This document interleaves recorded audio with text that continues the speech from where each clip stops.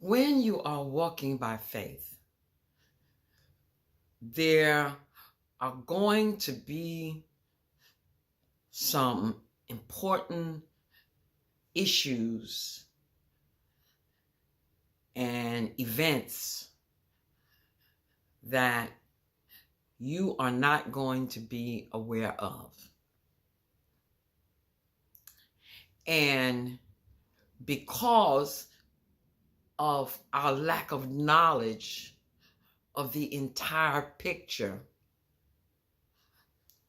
where spiritual growth comes in is that you will have to have developed some patience and some stability, as well as wisdom and discernment to recognize what is in your plan from what is not in your plan.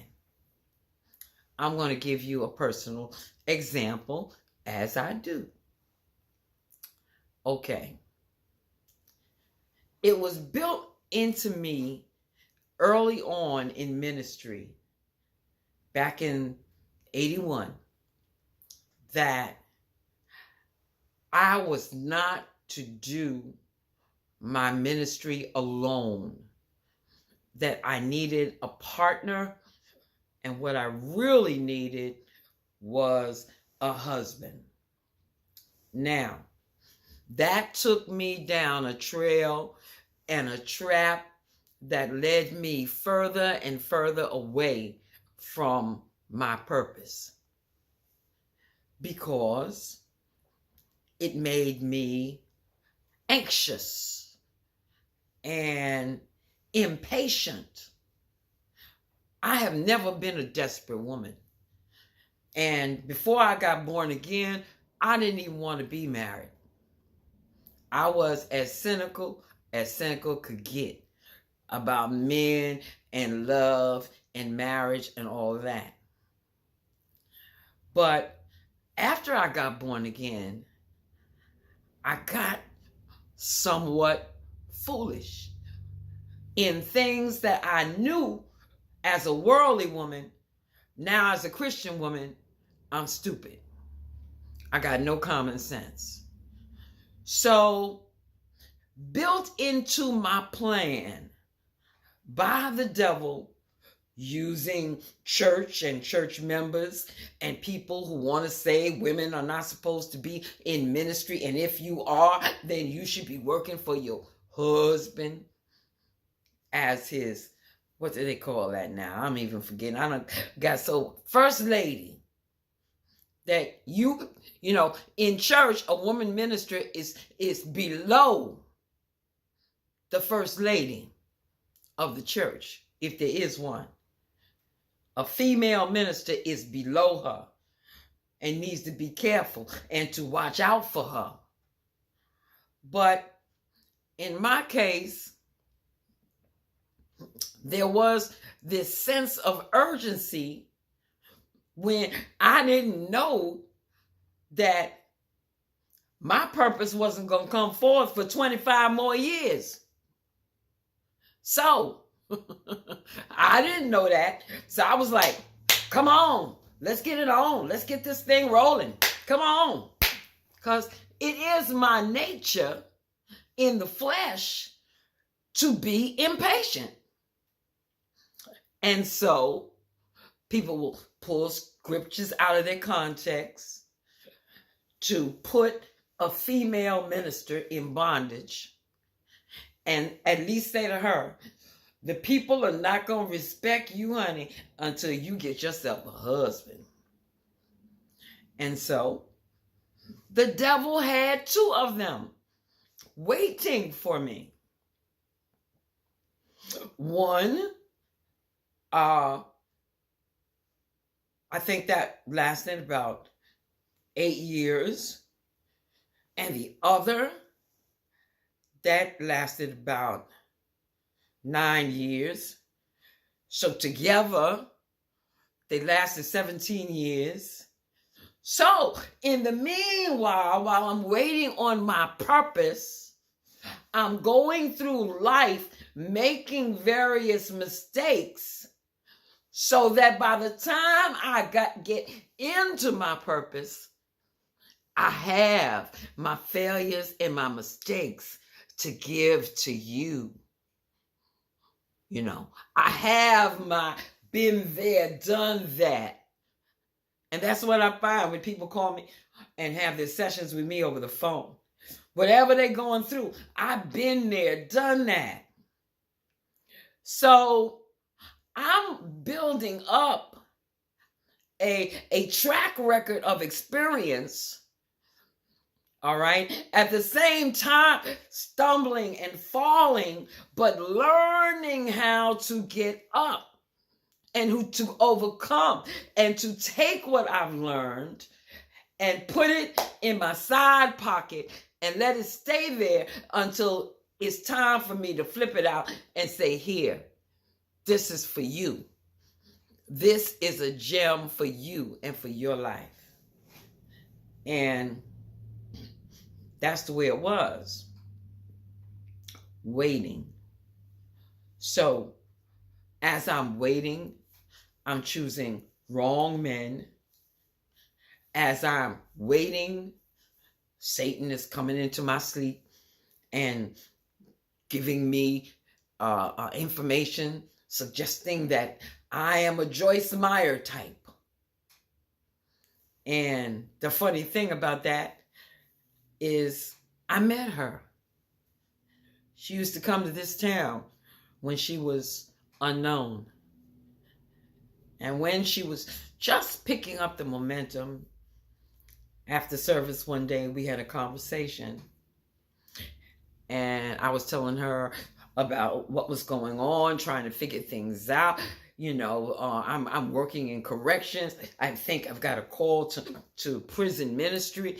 And, then there's all these other things. There's deliverance, there's healing, there's counseling. And I've got, all these little pieces off to the side, trying to synthesize and bring them all together. And I find out later that corrections was just on the way to my pension.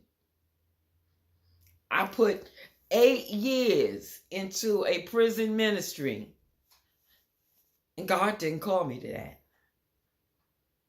But the devil did. That's what you need to know. The devil will get up in religion and imitate prophecy and try to order your steps to go a different way, because he knows if you end up waiting and going God's way, you are going to be the death of him.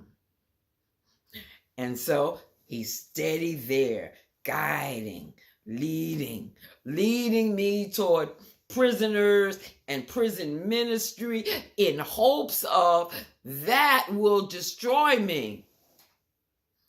I'm telling you, when you get some of these narcissistic criminals, offenders, they will destroy you.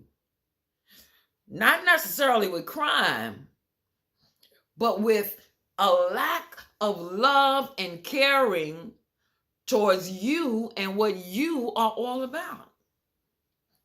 And that kind of rejection and spiritual abuse will kill your soul, so that you will be no good for God in anything that you put your hands to do.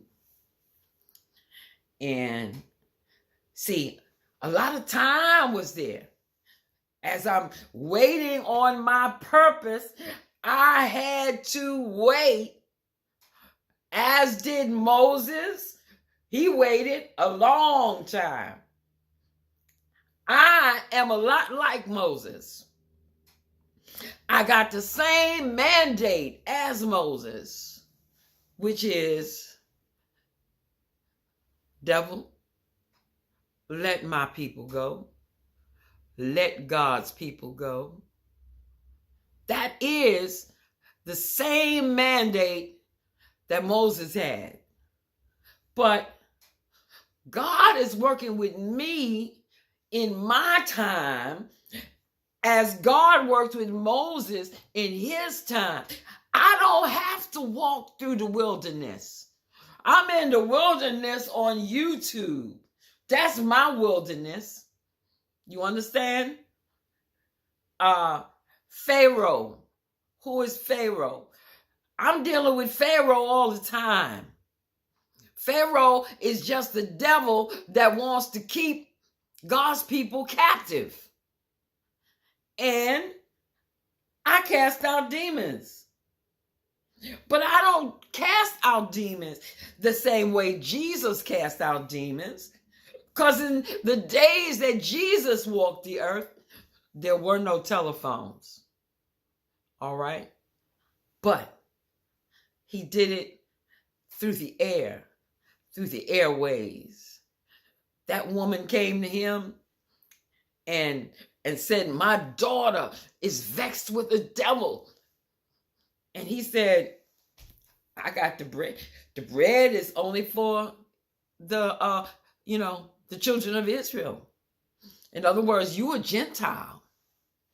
You a Gentile. I can't take away from the bread for the children, for the elect, and you're a Gentile.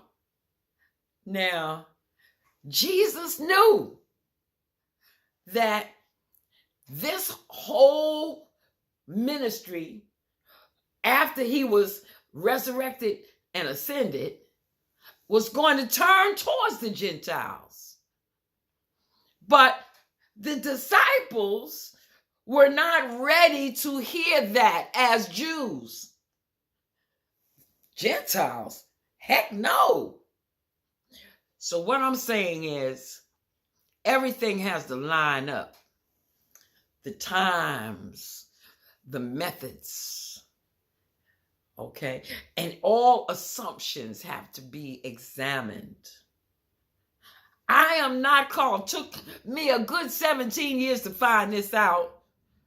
And I even tried to partner with my daughter. I am not called to partner with anybody. Nobody. I don't need a headship. My headship is Jesus.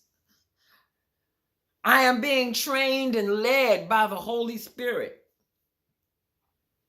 It's like some things in the scriptures are essentially there and in my life, but they just look different because there are a variety of changes in the way and the method that the plan is implemented.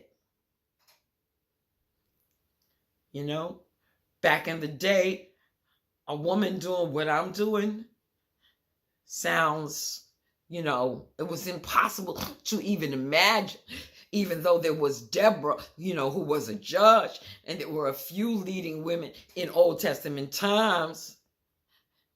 In New Testament times, you can barely see a woman there.